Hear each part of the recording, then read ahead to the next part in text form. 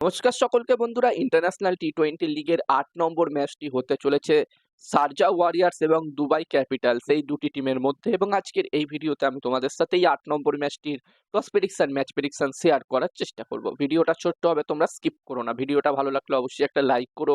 আর বন্ধুরা, এই ইন্টারন্যাশনাল টি-20 লিগের পাশাপাশি আমি সাউথ আফ্রিকা টি-20 লিগেরও প্রতিটা ম্যাচের টস প্রেডিকশন, ম্যাচ প্রেডিকশন আমি তোমাদের সাথে আমার টেলিগ্রাম চ্যানেলে শেয়ার করছি। ইউটিউবে ভিডিও করে হয়তো প্রতিটা ম্যাচের প্রেডিকশন আমি তোমাদের সাথে শেয়ার করতে পারছি না, কিন্তু আমি তোমাদেরকে বলবো আমার টেলিগ্রাম চ্যানেলে তোমরা অবশ্যই জয়েন হয়ে যেও। টেলিগ্রাম চ্যানেলে তোমরা একদমই ফ্রিতে ইন্টারন্যাশনাল টি-20 লিগ এবং সাউথ আফ্রিকা টি-20 লিগের প্রতিটা ম্যাচের টস প্রেডিকশন, ম্যাচ প্রেডিকশন পেয়ে যাবে। ডেসক্রিপশনে আমি আমার টেলিগ্রাম চ্যানেলের লিঙ্ক দিয়ে দিয়েছি। আর যেখানে এই ম্যাচটি হতে চলেছে, এই ৮ নম্বর ম্যাচটি হতে চলেছে শারজাতে, যেখানে এই ইন্টারন্যাশনাল লিগ টি-20-র এটা প্রথম ম্যাচ হতে চলেছে শারজাতে। এবার দেখার বিষয় থাকবে এই বছরের এই ইন্টারন্যাশনাল টি-20 লিগের জন্য পিচ কেমন রাখা হয়েছে শারজাতে।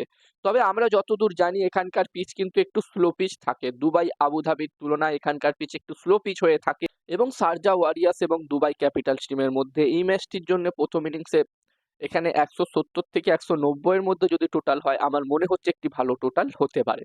এবার দেখার বিষয় থাকবে কি হয়।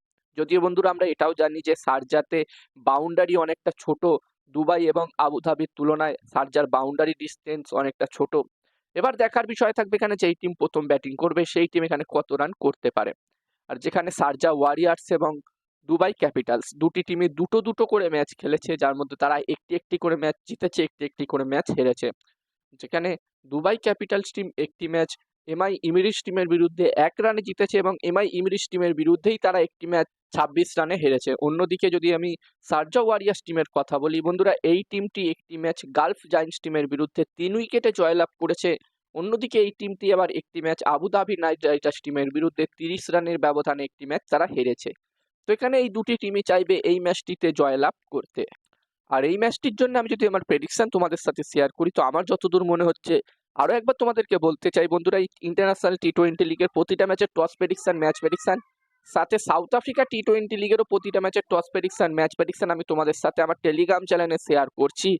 যারা যারা এখনো পর্যন্ত জয়েন হওনি অবশ্যই জয়েন হয়ে যাও, তোমরা একদমই ফ্রিতে আমার টেলিগ্রাম চ্যানেলে এই দুটো টুর্নামেন্টের প্রতিটা ম্যাচের টস প্রেডিকশন, ম্যাচ প্রেডিকশন পেয়ে যাবে। তাই আর দেরি না করে জয়েন হয়ে যাও, লিঙ্ক ডেসক্রিপশনে দেওয়া আছে।